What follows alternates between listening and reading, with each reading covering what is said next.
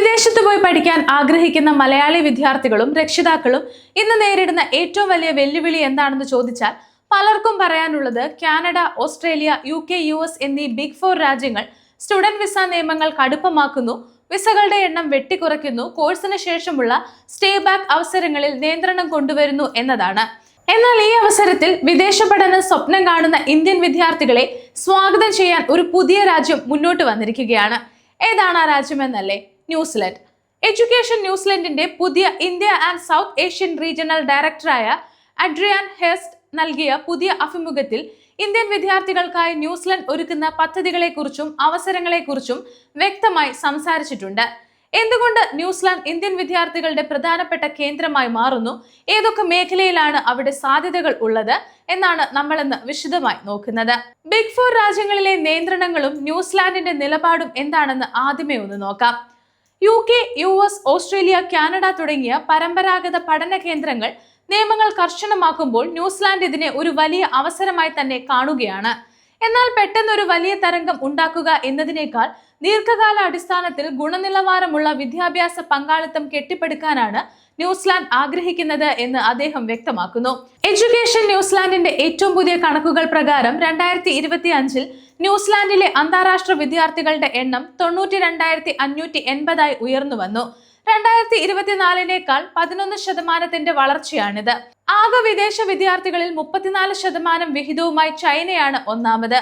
14% വിഹിതവുമായി India 2ാം സ്ഥാനത്തുണ്ട്.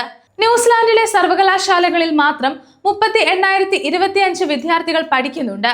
ഓക്ലാൻഡിലാണ് കൂടുതൽ വിദ്യാർത്ഥികളും പഠിക്കുന്നത്. ഇവിടെ 55% വിദ്യാർത്ഥികളുണ്ട്. എങ്കിലും കാൻബറി, വൈക്കാറ്റോ തുടങ്ങിയ പ്രദേശങ്ങളിലേക്കും പഠനത്തിനായി വിദ്യാർത്ഥികൾ ധാരാളമായി എത്തുന്നുണ്ട്. പല വിദ്യാർത്ഥികളും ആദ്യം ചിന്തിക്കുന്നത് കാനഡയോ ഓസ്ട്രേലിയയോ ആണ്.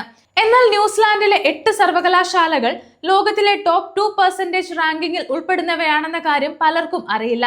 നിലവിൽ 22% അന്താരാഷ്ട്ര വിദ്യാർത്ഥികളും തങ്ങളുടെ ആദ്യ 3 പഠന കേന്ദ്രങ്ങളിൽ ഒന്നായി ന്യൂസിലാൻഡിനെ തിരഞ്ഞെടുക്കുന്നുണ്ടെന്നാണ് കണക്കുകൾ സൂചിപ്പിക്കുന്നത്.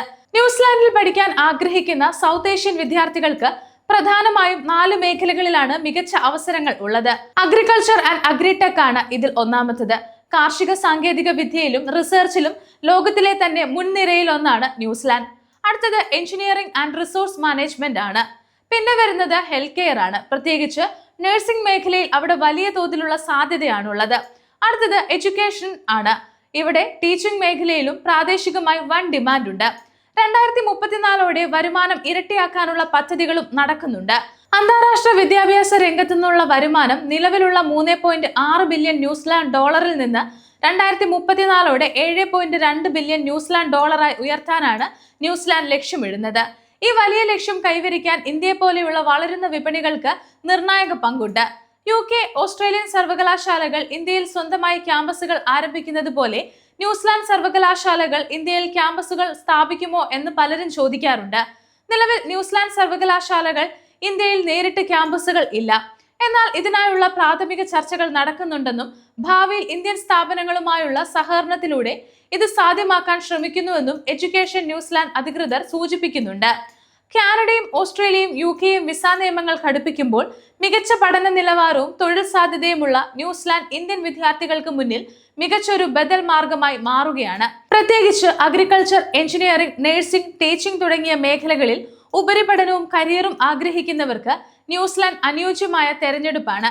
അനാവശ്യ ഏജൻസികളുടെ വാക്കുകളിൽ വീഴാതെ ഔദ്യോഗിക വിവരങ്ങൾ പരിശോധിച്ച് കൃത്യമായ കോഴ്സുകൾ തിരഞ്ഞെടുക്കുക. ഈ വിവരങ്ങൾ നിങ്ങൾക്ക് ഉപകാരപ്രദമായി എന്ന് കരുതുന്നു. കൂടുതൽ ഇമിഗ്രേഷൻ വാർത്തകൾക്കായി ഗ്ലോബൽ സമയം സബ്സ്ക്രൈബ് ചെയ്യുക. ഒപ്പം നിങ്ങളുടെ അഭിപ്രായങ്ങൾ താഴെ കമന്റ് ചെയ്യുക.